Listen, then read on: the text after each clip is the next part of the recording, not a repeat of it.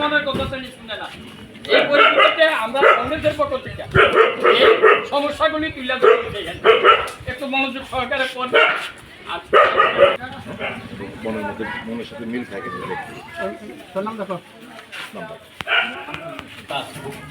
একটা বন্যার দল কর আর তুফান কর, সাইক্লোন কর, অত্যাচার কর, যাই কিছু এই জিনিসটা কইরা খুব বুঝবে আর মানুষের বোঝা করতে পারবে।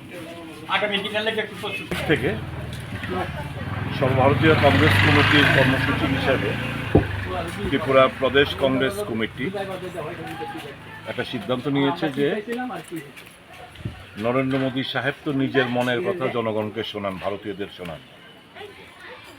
মানুষের মনের কথা উনি শুনতে চান না। মানুষের যে মনের যন্ত্রণা, গণতন্ত্রকে যে কণ্ঠরোধ করে রাখা হয়েছে দেশ জুড়ে, শ্রমিক, কৃষক, মেহনতি মানুষ তাদের অর্থনৈতিক দিক দিয়ে দারুণভাবে বিপর্যস্ত।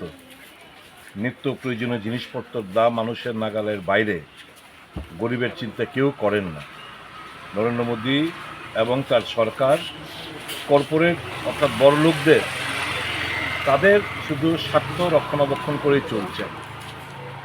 এই যে মানুষের যে অব্যক্ত যন্ত্রণা, এই যে কথাগুলো মানুষের সঙ্গে কথাবার্তা বলে আমরা একটা লিফলেট আকারে তৈরি করছি, এটাই হচ্ছে মানুষের মুদ্রা কথা মানুষ জানতে চায়।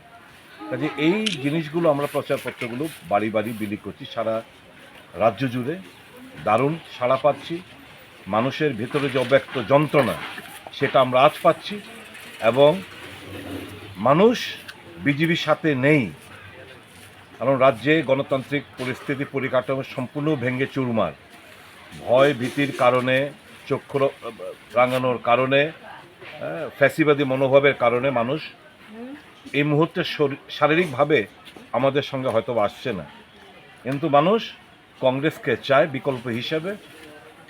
এবং আগামী দিন মানুষ বলতে শুরু করেছে যে এই রাজ্যেই শুধু নয়, দেশে কংগ্রেস ছাড়া গরিব মেহনতি মানুষ, শ্রমিক অংশের মানুষ, কৃষক অংশের মানুষ, তারা কংগ্রেস ছাড়া